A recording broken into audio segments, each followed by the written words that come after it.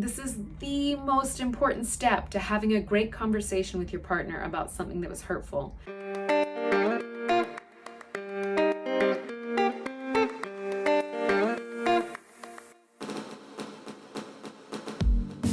Hello, you sexy and gorgeous creature. Welcome to Practice Intimacy. This is the place to be to learn all about love, sex, and how to have the best relationships you possibly can. So, one of the things that I love working with couples around is, what do I do whenever my partner says or does something hurtful? How do I tell them? How do I keep myself from reacting in a way that just escalates into a fight? Like, this is such a wonderful topic, because you're going to have moments of hurt with your person or people, whatever dynamic you're in. It's gonna happen. There's no way that won't happen, because we humans, all of us, are imperfect. We're going to accidentally trigger each other, even if we're deeply in love. And every single person on this planet is carrying some amount of hurt in their nervous system somewhere. It could be from early life experience. That's where a lot of hurt comes from. It could be from, I don't know, a recent experience. But every single person has some internalized hurt that can be triggered in relationship. It's just gonna happen. And so how do you deal with it when it happens? So often we try and talk to our partner before we're actually ready to do it. So people will try and have the conversation about, you said or did the thing that hurt me and I didn't like it. The reason I say it's too early is because so often people are trying to have that conversation before they've actually soothed themselves.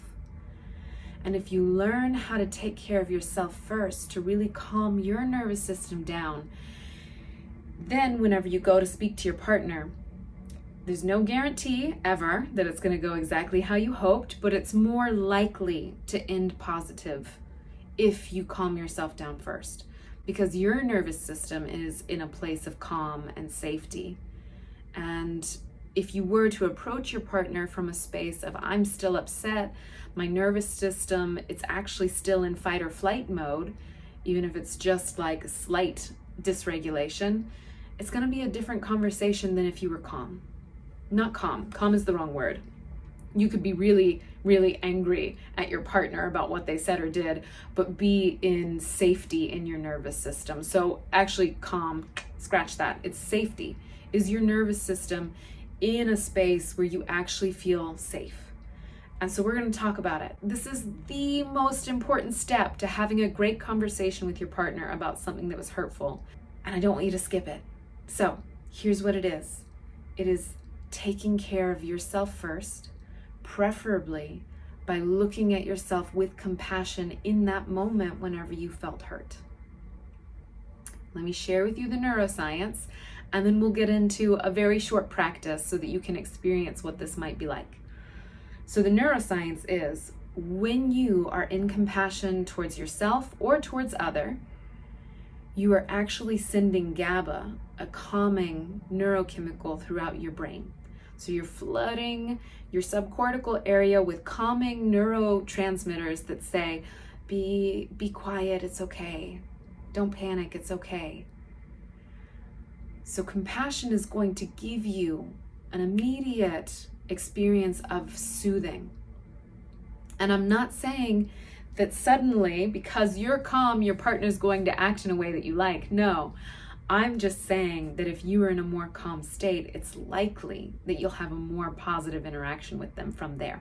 So here's what often happens. Clients will come to me and they'll say, my partner did this hurtful thing and I wish they would not have done it. How can I talk to them about it? And what they're really asking is, how can I get my partner to stop doing this hurtful thing or saying this hurtful thing? And I'm actually, as a therapist, not attached to whether or not your partner stops the hurtful thing. I'm not. Here's why. Because there's nothing I can do, there's nothing you can do to make your partner different. There isn't. They are an autonomous adult. They get to act in this world how they choose to act. So my interest is actually in helping you feel calm and safe inside of your nervous system so that you are able to respond to your partner in a way that feels right to you. Whether that's talking to them about it from a place of safety, or it's recognizing that maybe this isn't the relationship for you. I have no idea what will happen, but I'm never interested in getting a person to act differently, because that does not work. You can invite them to see what they're doing. Hey, would you like to see this hurtful thing you're doing and the consequences of saying or doing something hurtful? But you can never make them see it. And the invitation will go more smoothly if you're in compassion. So let's practice it. Think of a recent time where your partner said or did something that was hurtful. And maybe you lost your temper a little bit in return. Maybe they said or did something hurtful and you reacted in response to them. So find a moment like that, and right before you react, before you come back at them with whatever reaction is alive inside of you, freeze the frame. Like literally freeze what you're seeing in your mind and notice where you are. Are you in your kitchen? Are you on the couch? Are you out at a restaurant? Where are you in space? And then almost like you're looking at yourself, how do you know that you're having a challenging moment? What tells you that you're distressed? So for me, if I'm like looking at myself in a challenging moment, I notice that my body leans forward and I feel tight in my chest and in my jaw, and my voice is a little bit louder than it usually would be. Those are all signs that I'm in a distressed state. And so then check, how do you feel toward yourself in that moment?